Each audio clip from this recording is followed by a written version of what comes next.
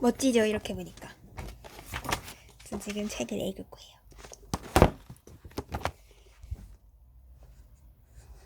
오, 진짜 핸드폰이 이렇게 올라가니까 되게 멋있다. 이게 딱 대칭 이토 따이키딱 맞냐?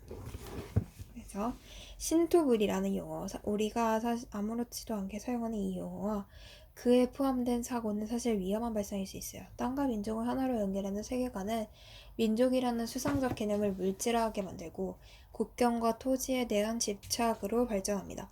국가 간의 영토 분쟁은 신성 불가침의 민족적 정신에 대한 침략이 됩니다. 혹시나 합리적인 대화의 필요성에 대해 주장하는 사람이 등장하면 그는 변절자와 배신자, 매국노가 됩니다. 영토 소유에 대한 배타적이고 감정적인 외침이 간증이 되고 찬양의 대상이 되는 사회, 그는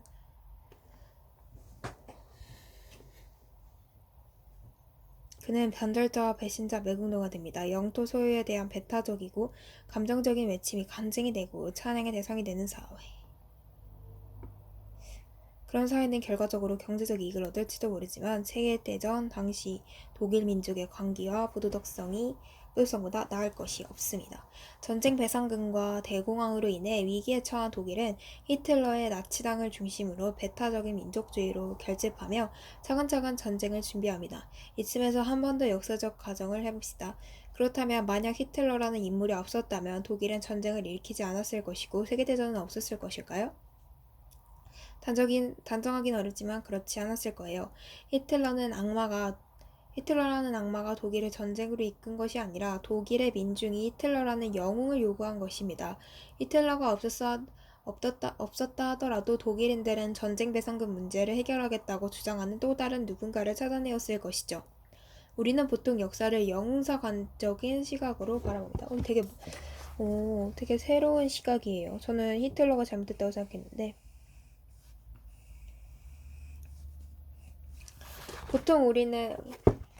보통 역사를 영웅사관적인 시각으로 바라봅니다. 영웅사관이란 평범한 보통 사람들의 능력을 초월하는 선제적이고 카리스마 넘치는 특정 인물이 역사를 이끌어가는 주인공이라고 보는 관점입니다. 이에 반대되는 역사관이 민중사관이에요. 민중사관은 역사를 이끌어가는 주체를 민중으로 봅니다. 우리가 세계대전을 영웅사관의 시각으로 본다면 세계대전을 일으킨 사람은 히틀러가 됩니다. 반면 세계대전을 민중사관의 시각으로 본다면 세계대전을 일으킨 원인은 경기 침체의 고통을 극복하고자 했던 독일 민족의 의지가 됩니다. 영웅사관과 민족사관은 어느 것은 옳고 다르다는 것을 그리기보다는 역사 해석을 다채롭게 해주는 역사사회의 두 시각이라고 하겠습니다.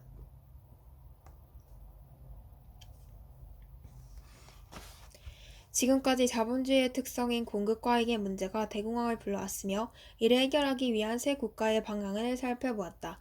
세 국가는 미국, 러시아, 독일이었어요. 미국은 뉴딜 정책을 통한 자본주의를 수정했고요. 자본주의에 문제가 있지만 수정해서 사용할 수 있다는 생각이었죠.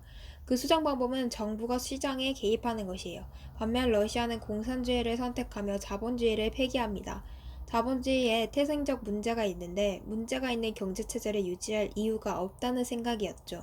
마지막으로 독일은 군국화의 길을 선택합니다. 전쟁에서 승리한다면 전쟁 배상금을 물지 않을 뿐만 아니라 국가 간 무역에서 독점적 위치를 점유할 수 있어요.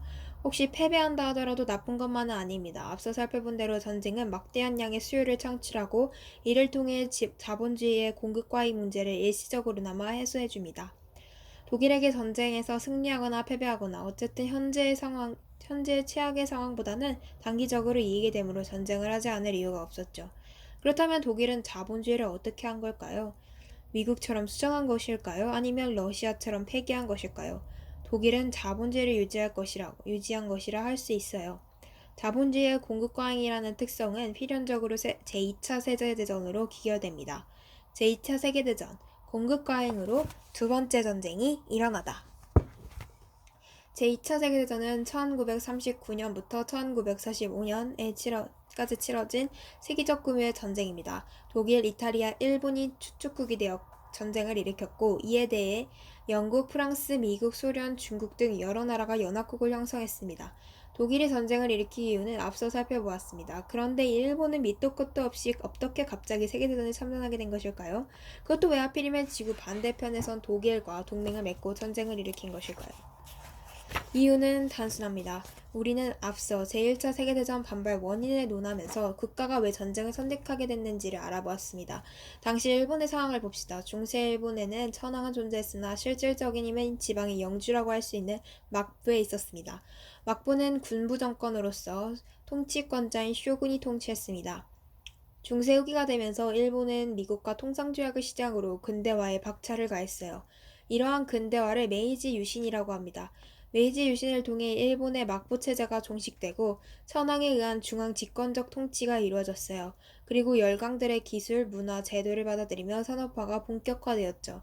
앞서 살펴본 대로 산업화는 자본주의 났습니다. 그리고 이제는 우리가 잘 알고 있듯이 자본주의는 독특한 특성을 가지고 있어요. 바로 공급이 수요보다 많다는 특성이죠.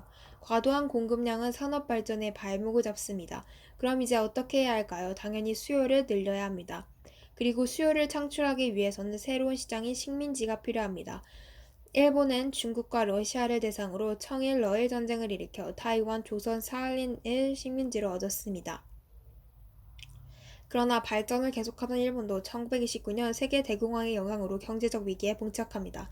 그리고 그 해결책으로 대륙 진출을 꾀하죠. 하지만 중국은 일본뿐만 아니라 세계 열강이 모두 꿈꾸는 광활한 시장이었고 이에 따라 일본은 제2차 세계대전에 참여하게 된 것입니다.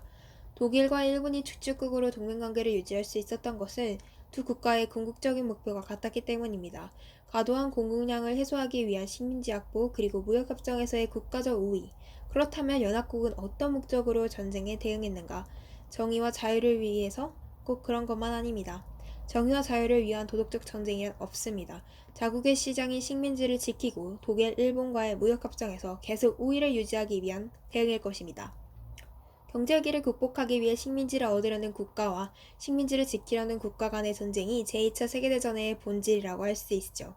결과적으로 전쟁은 연합국의 승리로 끝났습니다. 1945년 5월에 독일이 먼저 항복하고 같은 해 8월 히로시마와 나가사키에 미국의 핵폭탄이 투하되고 나서야 일본은 천황제를 유지하는 대신 무조건 항복하기에 이르렀습니다. 그날이 15일이었어요. 그래서 1945년 8월 15일은 인류 역사에 있어 세계대전 종전일이 되었습니다. 일본의 식민지였던 지역의 관점에서는 광복절이 되었죠. 세계대전 종전과 함께 근대가 저물고 현대가 시작됩니다.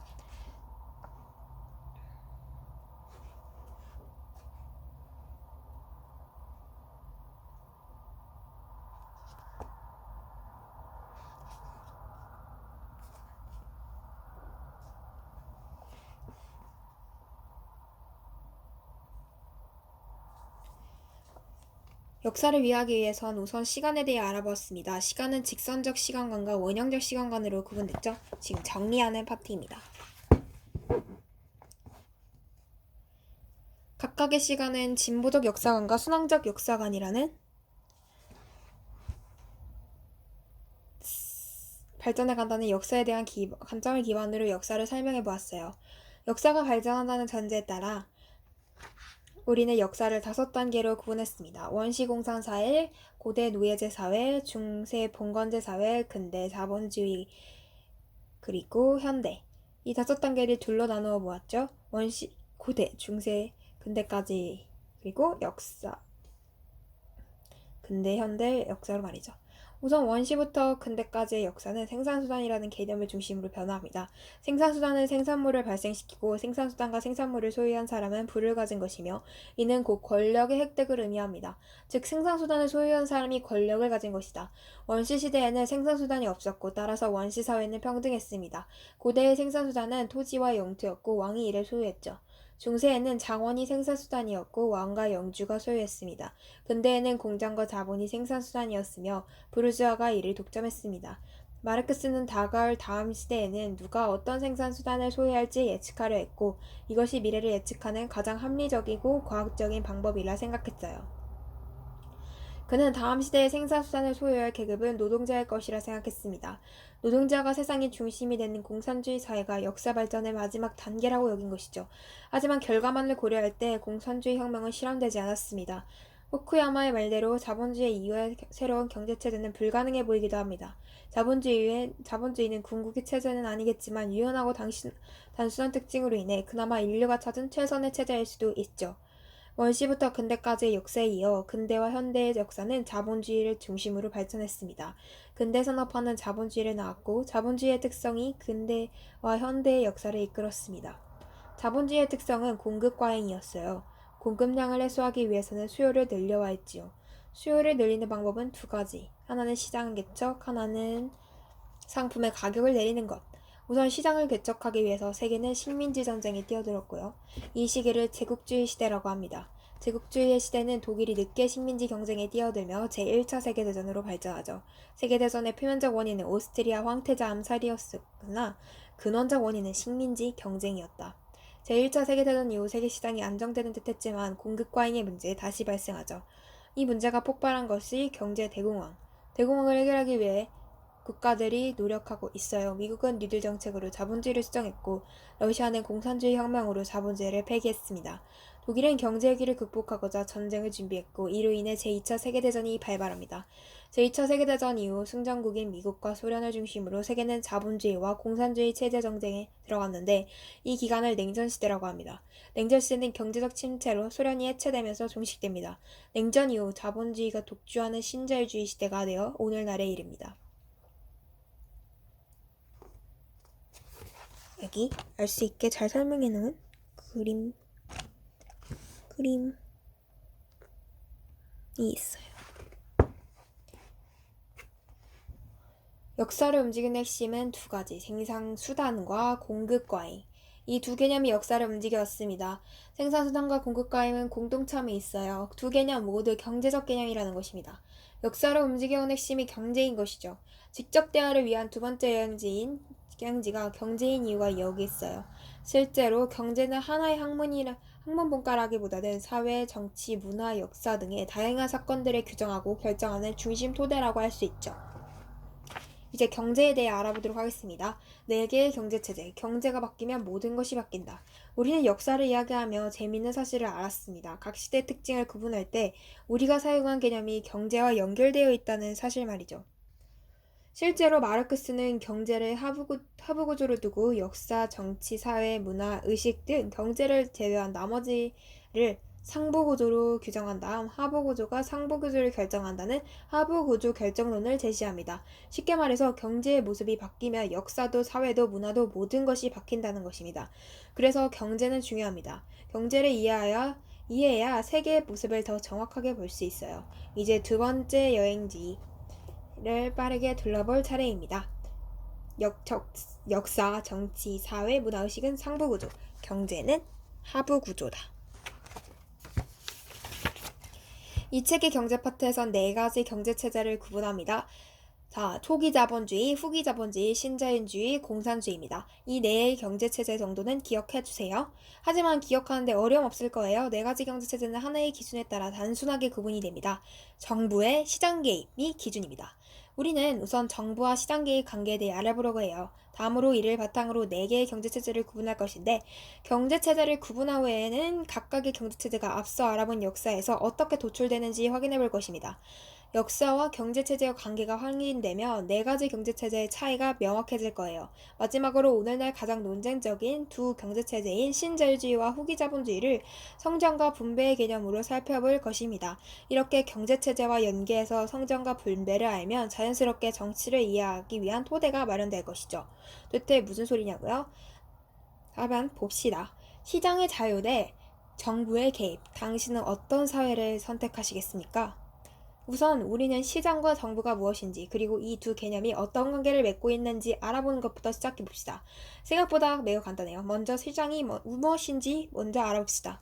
오늘날 우리가 시장이라고 했을 때 그 시장은 첨가물 재래시장, 농수산물 시장, 화개장터, 오일장 같은 전통적인 시장만을 의미하는 것은 아닙니다. 백화점도 시장이고 대형마트도 시장이에요. 그리고 더 넓은 의미로는 인터넷에서 이루어지는 거래도 시장이란 말입니다. 이 책의 독자와 저자도 시장에서 만났죠. 출판시장, 유통시장에서 말이죠. 다시 말해 오늘날의 시장이란 상품의 거래가 이루어지는 모든 영역을 말합니다. 더 단순하면 자본주의 사회에서의 시장은 사회 전체나 다름없어요. 사회 안에서 시장이 존재하는 것이 아니라 시장이 추상적인 사회를 가능하게 한다고 말할 수 있습니다. 오늘날 시장은 즉 사회 전체다. 이 시장 안에는 두 가지 경제 주체가 있는데 그것은 개인과 기업입니다.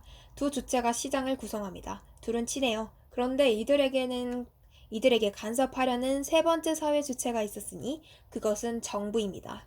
시장과 대립하는 정부는 통치기구로서의 국가입니다. 사실 정부는 입법, 사법, 행정의 3권을 포함하는 통치기구의 통치이겠으나 이렇게 복잡한 개념으로는 그것이 시장과 맺는 관계가 분명히 드러나지 않아요.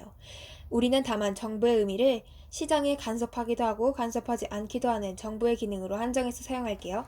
시장과 정부에 대해 각각 알아봤으니 이제 두 개념의 관계에 대해 말해볼 차례예요. 앞서 언급한 대로 정부는 시장에 개입할 수도 있고 하지 않을 수 있습니다. 그렇다면 개입이란 무엇을 말하죠? 정부의 개입 방법은 크게 세금과 규제로 나눌 수 있습니다. 그리고 앞으로 우리가 초점을 맞추려는 개입 방법은 세금입니다. 정부는 세금을 통해 시장에 개입해요. 그리고 세금의 양을 조절함으로써 시장 활동을 조율하죠. 세금이 늘어나면 정부는 재정이 안정되고 이를 바탕으로 적극적인 복지를 실현합니다. 반면 세금이 줄어들면 정부의 재정은 축소되고 복지 역시 축소됩니다. 세금과 복지는 비례합니다. 이 두 가지를 떼어놓고는 생각할 수 없습니다. 정리해봅시다. 경제정책은 두 가지가 가능합니다. 시장의 자유를 추구하고 정부의 개입을 최소화하는 방법이 있고 반대로 시장의 자유를 축소하고 정부의 개입을 강화하는 방법이 있습니다. 이때 정부의 개입이란 직접적으로 세금을 의미합니다. 시장의 자유가 확대된다는 것은 정부의 개입이 줄어드는 것, 즉 세금이 줄어드는 것을 말합니다. 반면 정부의 개입이 확대된다는 건 시장의 자유가 줄어든다는 것이고 세금이 늘어난다는 걸 말해요. 여기 표를 보면 간단하게 이해할 수 있을 겁니다. 앞으로 이 책 전체 논의에서 세금과 복지는 매우 중요하게 다뤄질 것이에요. 단적으로 사회 문제를 이해하는 데 가장 중요한 핵심 개념은 세금과 복지입니다.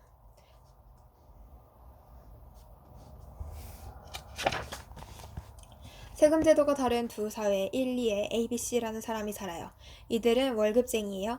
A의 월급은 1000만원, B 월급 500만원, C 월급 100만원이에요.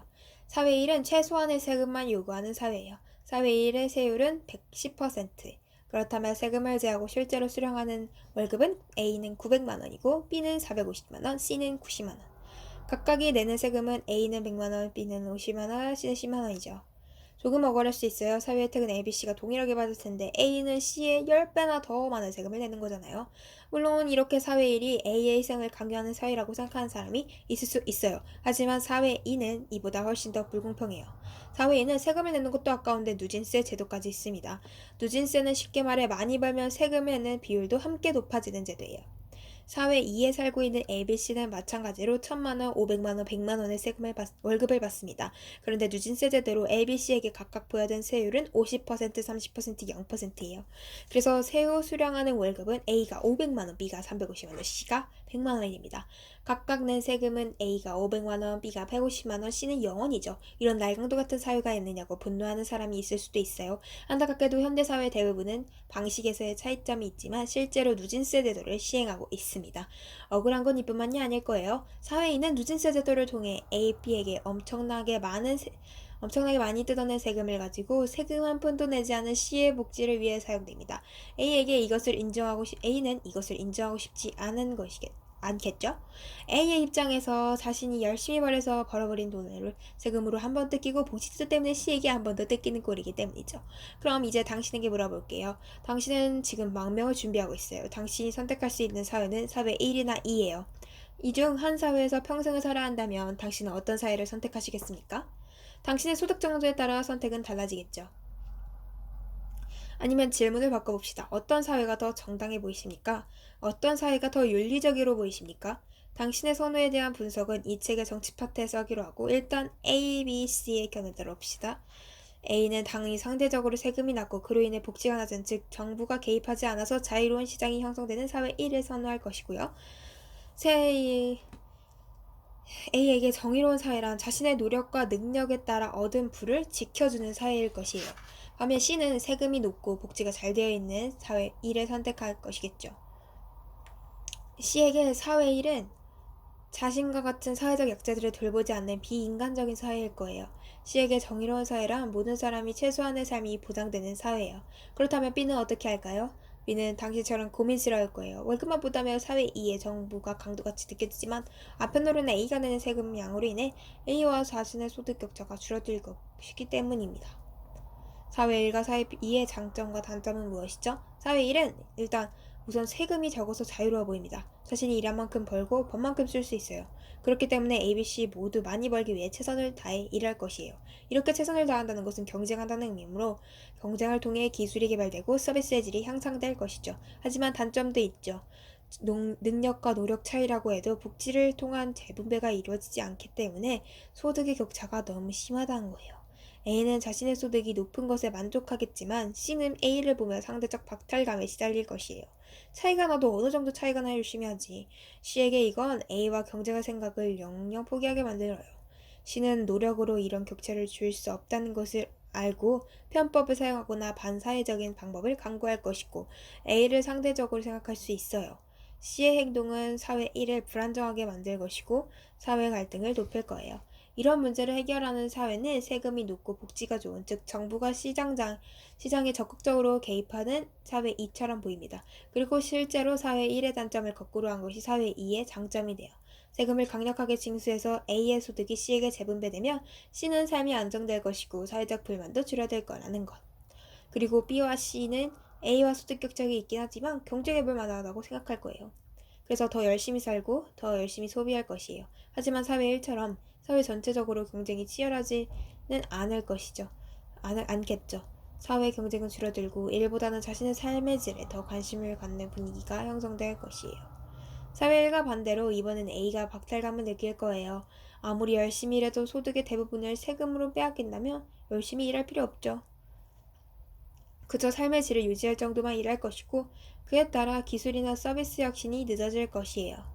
또 A가 아예 이 사회를 떠나 정부의 개입이 적은 사회로 임의를 갈 수도 있죠. 이는 사회 전체로 본다면 능률과 생산성을 저하시키는 일이에요. 게다가 사회 2 자체로는 문제가 없을 수도 있으나 다른 사회 일과 경쟁해야 하는 상황이라면 사회 2는 경쟁에서 항상 패할 것이고 이는 곧 사회 전반의 생산성 저하와 경기 침체로 이어질 것이에요. 어떤 사회를 선택할 것인지는 생각보다 쉽지 않습니다. 장점만을 갖는 사회는 현실적으로 존재하지 않을 뿐더러 가능하지 않아요. 어떤 사회를 선택할 것인지 문제는 완벽한 사회를 찾는 것이 아니라 누구의 이익이 감소하는 것을 인정할 수 있을지 판단하는 문제인 것입니다. 이 문제는 정치와 사회 부분에서 다루기로 합시다. 정리해보면 우리가 알아보고자 했던 것은 시장과 정부의 관계였어요. 그리고 정부가 시장에 개입한다는 것은 정부가 세금을 어떻게 부과하는지의 문제였죠. 정부는 세금을 늘리거나 줄이는 방식으로 시장과의 관계합니다. 그리고 세금은 그 사회 복지 수준을 결정하죠. 이와 같이 세금과 복지의 확대와 축소는 시장의 침체와 활성화를 가져옵니다. 또 사회의 내부적 갈등과 사회적 안정에 영향을 미치죠.